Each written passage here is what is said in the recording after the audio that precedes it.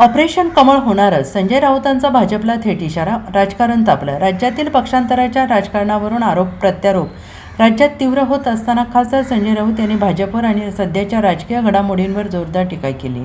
माध्यमांशी संवाद साधताना त्यांनी भविष्यात ऑपरेशन कमळसारख्या राजकीय घडामोडी भाजपलाही अनुभवाव्या लागू शकतात असा इशारा दिला. संजय राऊत यांनी म्हटले की आज इतर पक्षांमध्ये फोडाफोडीचं राजकारण करणाऱ्यांना भविष्यात त्याच परिस्थितीचा सामना करावा लागू शकतो. एक दिवस तुमचंच ऑपरेशन होईल तेव्हा कळणारही नाही, ऑपरेशन कमळ होईल असंही त्यांनी वक्तव्य केलं. आपल्या वक्तव्यावरून सातत्यानं टीका होत असल्याचा उल्लेख करत राऊत यांनी म्हटले की मी बोललो की म्हणतात संजय राऊत शिव्या देतो, पण ज्यांना जी भाषा समजते त्यांच्याशी त्याच भाषेत बोलावं लागतं.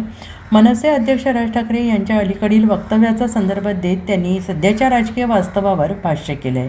पक्षांतर करणाऱ्या नेत्यांवर टीका करताना राऊत यांनी म्हटले की शिवसेनेने आमदार आणि खासदारांना कुटुंबातील सदस्यांप्रमाणे जपले, मात्र त्यांनी राजकीय स्वार्थासाठी पक्षाची साथ सोडली. यावेळी त्यांनी भाजपवर अप्रत्यक्ष निशाणा साधत आज इतर पक्ष फोडले जात आहेत, पण उद्या फोडण्यासाठी कोणी उरणार नाही, तेव्हा मोदी शाह यांना स्वतःचा पक्ष सांभाळावा लागेल असा टोला लगावला आहे.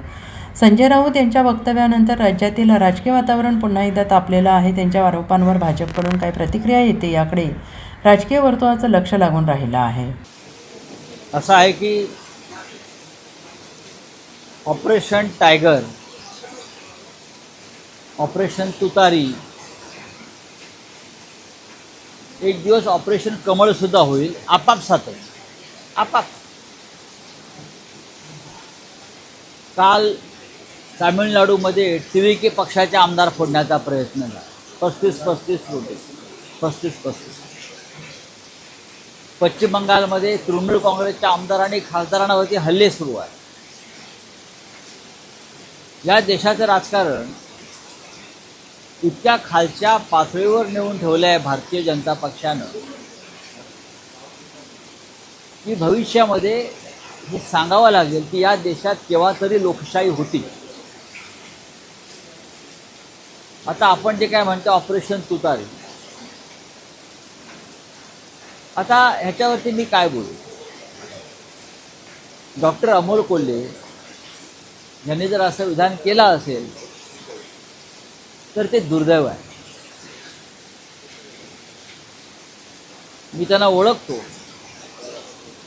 ते छत्रपती संभाजीराजांची भूमिका करतात. सध्या महात्मा फुल्यांच्या भूमिकेत आहेत. छत्रपती संभाजी आणि महात्मा फुले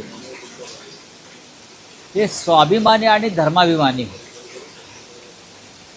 आणि त्यांच्या भूमिकेत शिरणारी व्यक्ती ही धर्मद्रोह आणि विचारद्रोह करणार नाही याची माझ्यासारख्या त्यांच्या चाहत्याला खात्री वाटते. महायुतीचा जर त्यांनी भूमिका मांडली असेल तर महायुतीमध्ये कोण आहे? महायुतीमध्ये धर्मद्रोही आहे, रामद्रोही आहेत ना. राम मंदिराच्या दानपेट्या लुटणाऱ्यांच्या पक्षात कोणी जाणार आहे का? किंवा हिंदुहृदय सम्राट शिवसेना प्रमुख बाळासाहेब ठाकरे यांच्या पक्षाशी बेईमानी करणाऱ्या शिंद्यांच्या गटात कोणी जाणार आहे का? हे एकत्र आहे सगळे. हे रामद्रोही हिंदुद्रोही एकत्र आहे. त्यांच्यामध्ये जाण्याचा विचार जे करत असतील किंवा जे गेले आहेत त्यांना सुद्धा इतिहास धर्मद्रोही, हिंदुद्रोही आणि रामद्रोही म्हणून त्यांची गणना केली जाईल. कोणत्या अर्थानं कोल्हे बोललेत मला माहीत नाही, पण कोल्हे हे जेव्हा शिवसेनेबरोबर होते तेव्हा त्यांनी शिवसेनेत निष्ठेने काम केलं. मग माननीय शरद पवार साहेबांबरोबर गेले तेव्हा त्यांच्याबरोबर ते काम करत आहेत. आणि कोल्हे ह्यांना निवडून आणण्यामागे त्या भागातल्या हजारो शिवसैनिकांची मेहनत आहे. हे जिल्हाप्रमुख आहेत पुण्यातले आमचे, बरं का, रामदासआबा धनवडे. त्यांना विचारा की कोल्ह्यांना निवडून आणण्यामध्ये मूळचा तो मतदारसंघ शिवसेनेचा, फक्त अमोल कोल्हे आहेत, संभाजी महाराज आहेत आमचे पडद्यावरचे, म्हणून आम्ही सगळ्यांनी त्यांना मनापासून त्यांचं काम केलं. त्याच्यामुळे अमोल कोल्हे यांनी जरी काही वक्तव्य केलं असलं तरी ते मूळ पक्षातच राहतील याच्याविषयी माझ्या मनात शंका नाही. Bureau report, SPN Marathi, Mumbai.